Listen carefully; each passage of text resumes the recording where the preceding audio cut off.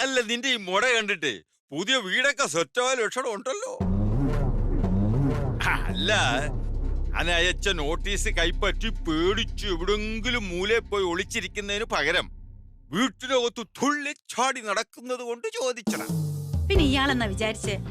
നിങ്ങളൊരു നോട്ടീസ് അയച്ച ഉടനെ ഞാൻ പോയി ഏതെങ്കിലും തീവണ്ടിക്ക് തലവെക്കുന്ന?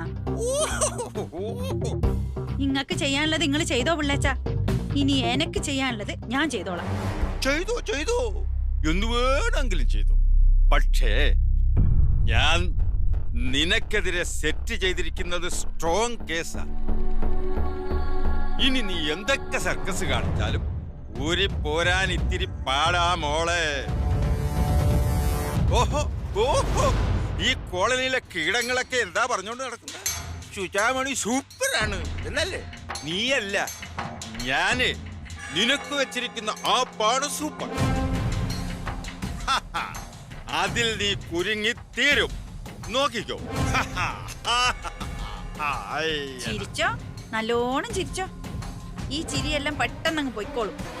കുറച്ച് കഴിയുമ്പോ അറിയാ ആര് വെച്ച ആ പന്ന് ചൂപ്പറിനും അതിലാര് കുരുങ്ങുന്നു. അമ്പക്ക് കാണാം. ചുളയെറിഞ്ഞിട്ട് നല്ല ഒന്നാം തരം വക്കീലിനെ ഞാൻ വെച്ചിരിക്കുന്നത്.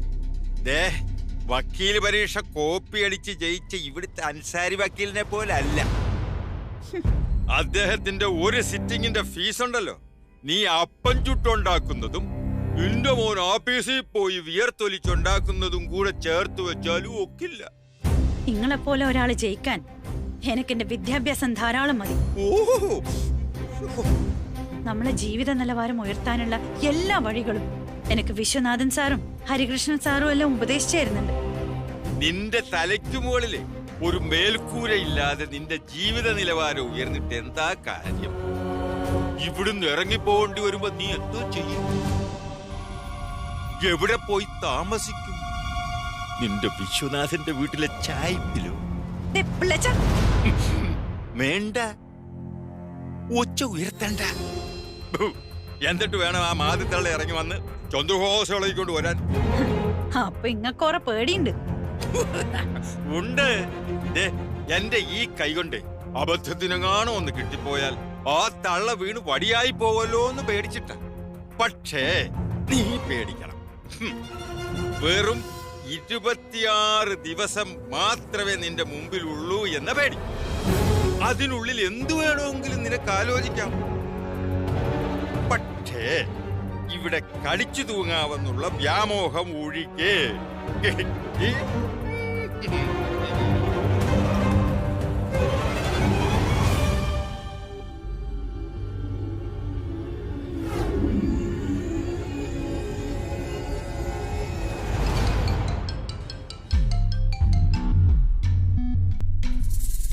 Hello.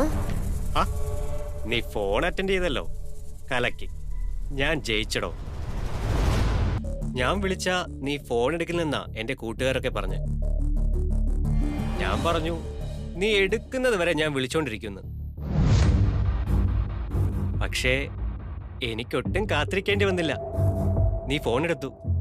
Thanks a lot my dear. അപ്പൊ നമുക്കേ നാളെ കാണാം. Bye bye baby, by.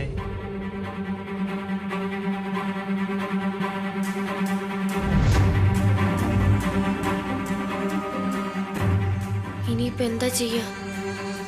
എങ്ങനെയാ ഇവനെ ഒന്ന് ഒഴിവാക്കുക?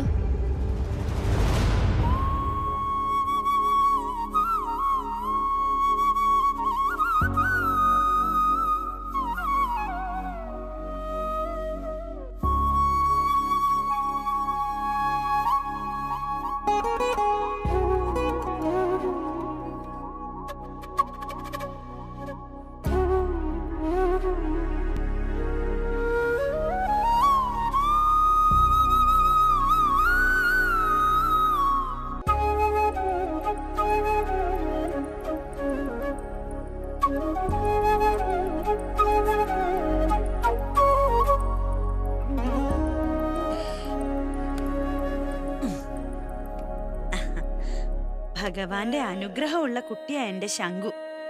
എത്ര ഭംഗിയായിട്ടാ മോനി ഓടക്കുഴൽ വായിക്കുന്നേ. എന്ത് രസാ ഇത് കേൾക്കാൻ.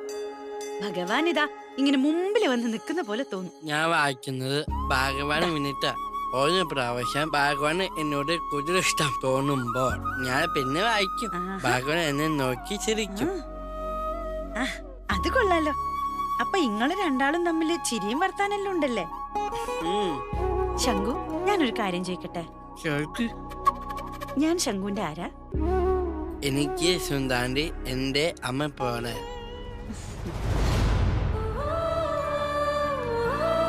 മോനെ ശങ്കു, ഞാൻ എന്റെ അമ്മയെ കണ്ടിട്ടില്ല. ശങ്കു,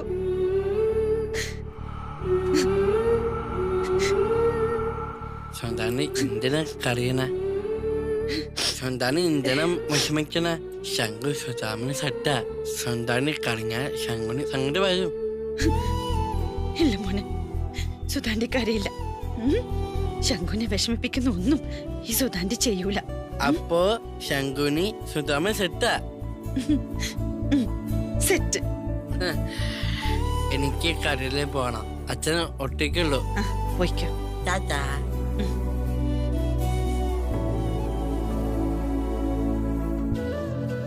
ഈ കോളനി വിട്ട് പോണ്ടി വന്ന എന്റെ ഏറ്റവും വലിയ നഷ്ടങ്ങളിലൊന്ന് എന്റെ ശങ്കു ആയിരിക്കും. ഓനും അത് താങ്ങാൻ പറ്റൂല. എങ്ങനെയെങ്കിലും ഇവിടെ പിടിച്ചിരിക്കണം. അതെന്റെ മാത്രം ആവശ്യമല്ല, എന്നെ സ്നേഹിക്കുന്നവരോടുള്ള എന്റെ കടപ്പാടാണ്. ഭഗവാനെ, എന്നെ കാത്തോളെ.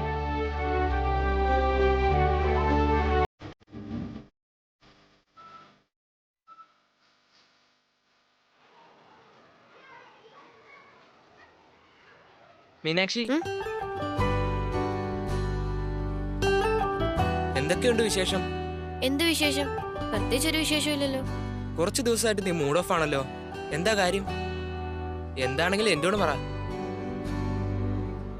ആന്റിയുമായിട്ടുള്ള പ്രശ്നമാണോ? സൂരജിന്റെ കാര്യം ഇവനോട് പറഞ്ഞാലോ? വേണ്ട, ഇവനോട് പറഞ്ഞ അതപ്പം തന്നെ അമ്മയുടെ ചെവിയിലെത്തും. നമ്മൾ നല്ല ഫ്രണ്ട്സ് അല്ലേ മീനാക്ഷി? തനിക്കൊരു പ്രശ്നം ഉണ്ടാകുമ്പോ അത് താൻ എന്നോട് പറഞ്ഞാൽ എന്നെ കൊണ്ട് പറ്റുന്ന രീതിയിൽ അത് ഞാൻ സോൾവ് ചെയ്യാൻ ശ്രമിക്കില്ലേ? താനിപ്പോ പഴയ ആളെ അല്ല. തനിക്കെന്താ പറ്റിയത്? തന്റെ കാര്യം ഓർത്ത് എനിക്ക് വല്ലാത്ത വിഷമമുണ്ട്. നീ കരുതുന്ന പോലെ എനിക്കൊരു കുഴപ്പമില്ല. മീനാക്ഷി, നീ എന്നും എൻ്റെ ഒരു നല്ല സുഹൃത്താണ്. നിനക്ക് ദോഷം വരുന്ന രീതിയിൽ ഒരു കാര്യവും ഞാൻ ഇതുവരെ ചെയ്തിട്ടില്ല, ഇനി ചെയ്യേയില്ല. അതെങ്ങനെ പ്രൂവ് ചെയ്യണമെന്ന് എനിക്കറിയില്ല. നീ കരുതുന്ന പോലെ ആന്റിയോട് എനിക്ക് വലിയ അടുപ്പമോ സോഫ്റ്റ് കോർണറോ ഒന്നുമില്ല. അതുകൊണ്ട് നീ എന്തുണ്ടെങ്കിലും എന്നോട് പറ. നിന്നെ എനിക്കിപ്പോ അത്ര വിശ്വാസമില്ല. നിന്നെ ഇനി എങ്ങനെ പറഞ്ഞ് മനസ്സിലാക്കണമെന്ന് എനിക്കറിയില്ല. സാരമില്ല, ഇനി നീ എന്നോട് പറഞ്ഞില്ലെങ്കിൽ വേണ്ട, നിന്റെ എൽഡർ ബ്രദറിനോട്, ഐ മീൻ ബാലിച്ചേട്ടനോടെങ്കിലും എന്തെങ്കിലും വിഷമമുണ്ടെങ്കിൽ തുറന്നു പറയണം. ഇതെന്റെ റിക്വസ്റ്റ് ആണ്. നീ എന്നോട് പറയുന്ന കാര്യങ്ങളൊന്നും ഞാൻ ആന്റിയോട് ഷെയർ ചെയ്യില്ല കേട്ടോ. Please believe me.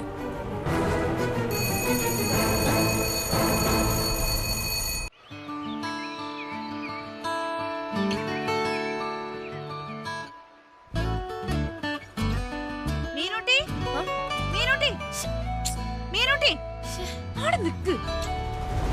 അതെ, ഇത് വീടല്ല. എന്നെ മീനാക്ഷി എന്ന് വിളിച്ചാ മതി.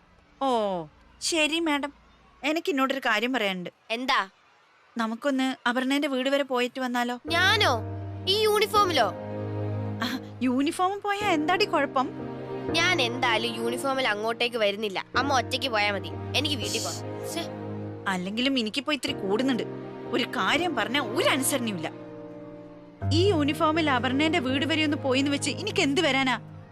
എനിക്ക് യൂണിഫോം ഇട്ട് പോകുന്നതിൽ ഒരു കുറച്ചിലുമില്ല.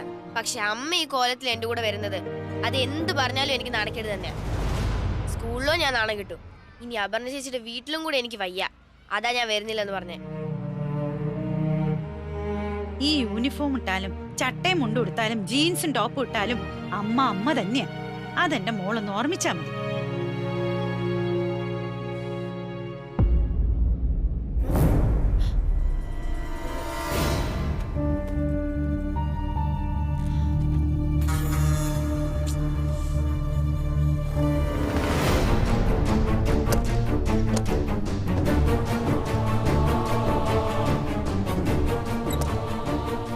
ഇതാണോ തരുന്നേ?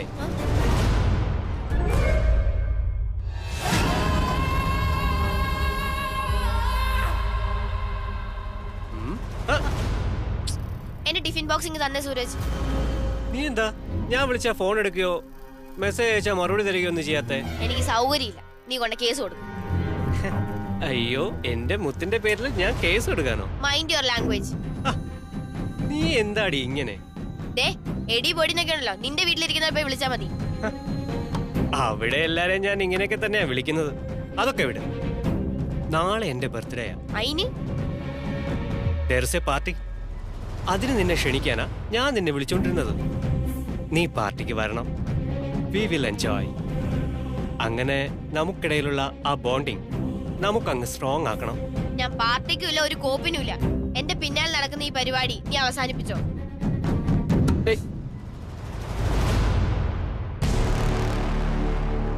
തേഞ്ഞൊട്ടിയല്ലോ. എന്തായാലും അവിടെ നിന്ന് പാർട്ടിക്കില്ല. ബെറ്റ് വെച്ച കാശെടു. അതൊക്കെ ഞാൻ തരാം. പക്ഷേ നാളത്തെ പാർട്ടിക്ക് മീനാക്ഷി വരും.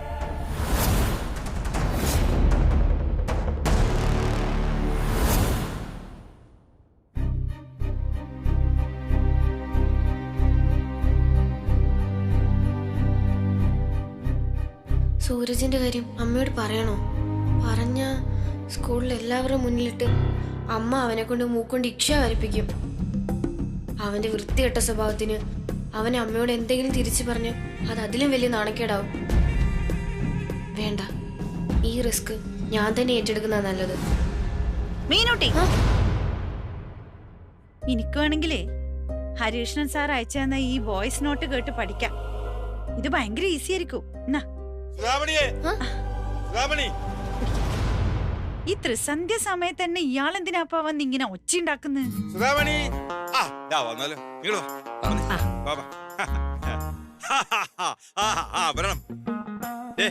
സർവ്വ ഇടത്തും കയറി നോക്കണം. പിന്നെ കണ്ടില്ല കേട്ടില്ല എന്നൊന്നും പറയരുത്. പിന്നെ എങ്ങനെയുണ്ട്? ഗംഭീര വീടല്ലേ? ഇതെന്റെ പുതിയ വാടകക്കാരാ. ഇവറ്റകളെ നോക്കിയൊന്നും വേണ്ട. 20 ദിവസത്തിനകം എല്ലാം ഇവിടുന്ന് ഇറങ്ങും. 20 അല്ല 22 ദിവസം. ഓ, കണ്ടോ കണ്ടോ കണ്ടോ, തൊണ്ടില് ദോഷം അങ്ങോട്ട് എരച്ചു കേറുന്നത്. ഈ വക്ക് പൊട്ടിയനൊക്കെ വീട് കൊടുത്ത് എന്നെ പറഞ്ഞാ മതിയല്ലോ. Mind your language. താണ്ട കിടക്കുന്നു. അതിന്റെ കൂടെ ഇംഗ്ലീഷ് വേറെ. മൂത്തവര് സംസാരിക്കുന്നിടത്ത് വന്ന് നാവാടാതെ വല്ല മൂലയ്ക്കും പോയിരിക്കും പെണ്ണേ. ഇവിടെ ഒരു ഇംഗ്ലീഷ്. നിങ്ങൾ ഇതൊന്നും കാര്യമാക്കണ്ട. അതെ, വീട് നന്നായിട്ട് നോക്കിക്കോ.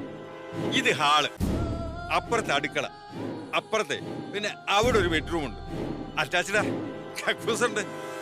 എല്ലാം കണ്ട് ബോധ്യപ്പെട്ടാൽ ഇന്ന് തന്നെ അഡ്വാൻസ് തന്നേക്ക്. ഭയങ്കര ഡിമാൻഡുള്ള സ്ഥലവാ. ഒരു ദിവസം മാറിപ്പോയാൽ വേറെ ആള് വരും. നിങ്ങൾ എന്നായി കാണിക്കുന്നത്?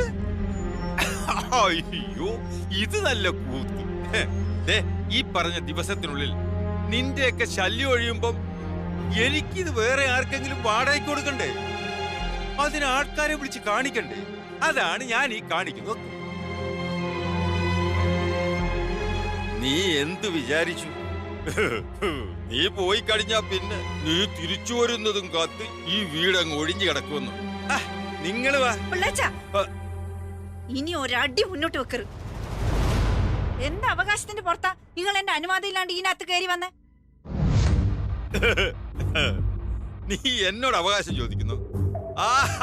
നന്നായി. ഇതേ ഞാൻ അങ്ങോട്ട് ചോദിക്കണ്ട. നിനക്ക് എന്ത് അവകാശം ഇവിടെ ഉള്ളത്? കഴിഞ്ഞ 17 കൊല്ലായിട്ട് ഞാനും എന്റെ കുട്ടികളും താമസിക്കുന്ന വീടായത്. എന്റെ അനുവാദം ഇല്ലാതെ ഈ വീട്ടിനുള്ളിൽ കണ്ടവരൊക്കെ കയറി നിറങ്ങാൻ എന്റെ കൊക്കിന് ജീവനുള്ളപ്പോ ഞാൻ സമ്മതിക്കൂല. മര്യാദക്ക് ഇവരെ വിളിച്ചോണ്ട് ഇവിടുന്ന് പോവാൻ നോക്ക്. കൊള്ളാം. സ്വന്തം വീട്ടിൽ നിന്ന് എന്നോട് ഇറങ്ങിപ്പോകാൻ പറയുന്നു. 17 അല്ല 77 വർഷം താമസിച്ചാലും ഈ വീടിന്റെ ഉടമസ്ഥയാവില്ല. വാടകക്കാര് എന്നും വാടകക്കാര് തന്നെയാ. നിങ്ങൾക്ക് ഒരിക്കലും ഈ വീട് കിട്ടാൻ പോകുന്നില്ല പിള്ളേച്ച. ഞാൻ നിങ്ങൾക്കെതിരെ കേസ് കൊടുക്കാൻ പോവാ. ആ കേസ് തീരുന്നവരെ എന്റെ അമ്മയാണ് സത്യം. ഞാൻ ഈ വീട് ഒഴിയൂല. 17 കൊല്ലായിട്ട് ഇവിടെ കൃത്യമായിട്ട് വാടകയും കറണ്ട് ബില്ലും വെള്ളക്കരം കൊടുത്ത് താമസിച്ച എന്നോട് ഇയാളെ സമീപനം ഇതാണെങ്കിൽ ഇനി വന്നു കയറാൻ പോകുന്ന ഇങ്ങളോട് എങ്ങനെയായിരിക്കും? ഇങ്ങളിവിടെ വന്ന് താമസിക്കുന്നതിന്റെ 3-ാമത്തെ ദിവസം എന്തെങ്കിലും മുട്ടാപ്പോക്ക് പറഞ്ഞ് ഇയാൾ ഇങ്ങളെ ഇടുന്ന് ഇറക്കി വിടും. എനിക്ക് ഇങ്ങളോട് യാതൊരു ദേഷ്യവും. എന്റെ ഒരു അപേക്ഷയാ, ദയവേത് നിങ്ങൾ ഇവിടെ വന്ന് താമസിക്കരുത്. നിങ്ങൾക്ക് എവിടെയെങ്കിലും നല്ലൊരു വീട് കിട്ടും. എന്തിനാ ഈ ഏടാകൂടത്തില് അറിഞ്ഞോണ്ടെടുത്ത് ചാടുന്നു? ഇയാള് കാണിക്കുന്ന തെണ്ടിത്തരത്തിന് തടയിടാൻ ഞാൻ ഏതൊരറ്റം വരെ പോകും. അതിന് എന്റെ കയ്യിലുള്ള സർവ്വതും വിറ്റുപെറുക്കിട്ടാണെങ്കിലും ശരി, ഞാൻ ഇവിടുന്ന് ഇറങ്ങിക്കൊടുക്കുന്ന പ്രശ്നം ഉദിക്കുന്നില്ല. സുധാമണി, നിന്റെ നാവാട്ടം നിർത്തിക്കോ. നിനക്കറിയാമല്ലോ എന്നെ. എന്തിനാണ് പിള്ള സാറേ വെറുതെ ഈ വയ്യാവേലിയിലേക്ക് ഞങ്ങളെ വലിച്ചോണ്ട് വരുന്നത്? വീടിങ്ങനെ ഒരു കേസ് കിടക്കുവാണെന്ന് അങ്ങ് പറഞ്ഞാ പോരെ? കേസോ? എന്ത് കേസ്? ഒരു കേസും ഇല്ല. ഇവർ വെറുതെ പറയുന്നതാ. ദയവ് ചെയ്ത് നിങ്ങൾ ഇതൊന്നും വിശ്വസിക്കല്ലേ. ഞങ്ങളെ അങ്ങ് വെറുതെ വിട്ടേക്ക് പിള്ള സാറേ. ആവശ്യത്തിലധികം പ്രശ്നങ്ങൾ ഇപ്പൊ തന്നെയുണ്ട്. ഇനി ഇതും കൂടെ എടുത്ത് തലയിൽ വെക്കാൻ വയ്യ. മടി. അയ്യോ, ദേ നിങ്ങൾ പോവല്ലേ. ഞാൻ പറയുന്ന ഒന്ന് കേക്ക്. നീ കാണിച്ചു കൂട്ടിയതിന്റെ ഭവിഷ്യത്ത് എന്താണെന്ന് നീ അറിയുന്നില്ല സുധാമണി. ഞാൻ എന്റെ ജീവിതത്തിൽ നേരിട്ട ഭവിഷ്യത്തുകൾക്ക് മുന്നിൽ ഒന്നുമല്ല പിള്ളേച്ച. കൊറേ നിങ്ങൾക്ക് അറിയില്ലേ. ഇനി ഇതുപോലുള്ള എന്തെങ്കിലും പൊറാട്ട് നാടകമായിട്ട് നിങ്ങൾ ഈ വീടിനകത്ത് കാലെടുത്ത് വെച്ച നിങ്ങളെ പ്രായം ഞാൻ മറക്കും. എന്റെ ആത്മാർത്ഥ സുഹൃത്തിന്റെ ഭർത്താവാ നിങ്ങളെന്ന കാര്യവും ഞാൻ മറക്കും. ഓർമ്മിച്ചോ? വല്ലാതെ കിടന്ന് തിളച്ചല്ലേ നീ. ഇങ്ങനെ കിടന്ന് തിളച്ചാല് പറ്റിപ്പോ. അതുകൊണ്ട് ഈ തിളപ്പ് മാറ്റി വെച്ചിട്ട് നീ നിന്റെ ദിവസങ്ങൾ എണ്ണിക്കോ. ഞാൻ ഇവിടുന്ന് ഇറങ്ങിയാല് പിന്നെ ഇങ്ങളെ ദിവസം കൂടി എണ്ണി തുടങ്ങിക്കൊള്ളണം. ഞാൻ എണ്ണും. എണ്ണിയും കണക്ക് കൂട്ടിയും ഒക്കെ തന്നെയാണ് ഞാൻ ഇവിടെ വരെ എത്തിയത്. പക്ഷേ നിന്നെ ഞാൻ ഇവിടെ നിന്ന് കുടിയിറങ്ങും. ഇറക്കണല്ലേ? നിങ്ങൾക്ക് എന്നെ ഇവിടുന്ന് ഇറക്കണല്ലേ? നിങ്ങൾക്ക് എന്നെ ഇവിടുന്ന് കുടിയിറക്കണല്ലേ? എന്നെയും പിള്ളേരെ ഇവിടുന്ന് ഇറക്കി വിടണല്ലേ? ഇവിടെ തന്നെ അനങ്ങരുത്. സുധാമണി, നീ എന്ത് കാണിക്കാൻ പോവാ? എന്താ നിന്റെ അമ്മയ്ക്ക് പറ്റിയത്? എനിക്കറിയോ?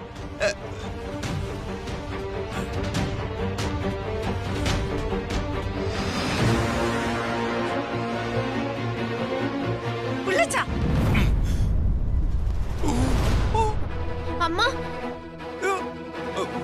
എന്താ നിന്റെ ഉദ്ദേശം? എന്തെങ്കിലും പറഞ്ഞു തീർത്താ പോരെ. അല്ലാതെ ആയുധം വെച്ചുള്ള കളിയൊന്നും വേണ്ട. നിങ്ങളെ ഈ ചെവിയിലിരിക്കുന്ന കൂന്ത്രാണ്ടം ഒറ്റ ഞെക്കില് കഷ്ണം വെച്ചാണ് ഞാൻ. നാട്ടുകാരെ ഓടിവായോ, രക്ഷിക്കോ, രക്ഷിക്കോ.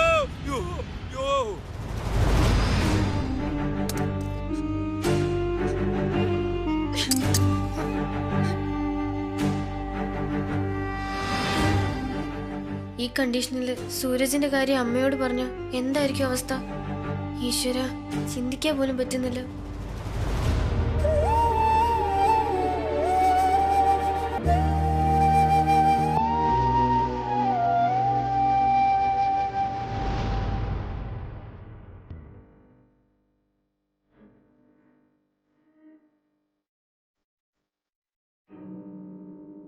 മഞ്ജുള ആന്റി. ആഹാ, മീനുക്കുട്ടി വാ. ഫോട്ടോ നല്ല രസമുണ്ട്. പുതിയതാ? പുതിയതൊന്നുമല്ല, പുതിയ ഫ്രെയിം ഇട്ടതാ. സൂരജിന്റെ കാര്യം മഞ്ജുള ആന്റിയോട് ഒന്ന് പറഞ്ഞു നോക്കാം. എന്തെങ്കിലും സൊല്യൂഷൻ കാണാൻ മഞ്ജുള ആന്റി തന്നെ ബെസ്റ്റ്. എന്താ ഒരു ആലോചന? എനിക്ക് ആന്റിയോട് ഒരു അത്യാവശ്യ കാര്യം പറയാനുണ്ട്. പറ, എന്താ കാര്യം? അത് പിന്നെ എന്റെ സ്കൂളിലെ സൂരജ്. ഒരു മിനിറ്റ് മോളെ. ആ, പ്രവീണേട്ടന മീനു. എന്തായി? ടിക്കറ്റ് എല്ലാം ഓക്കെ അല്ലേ?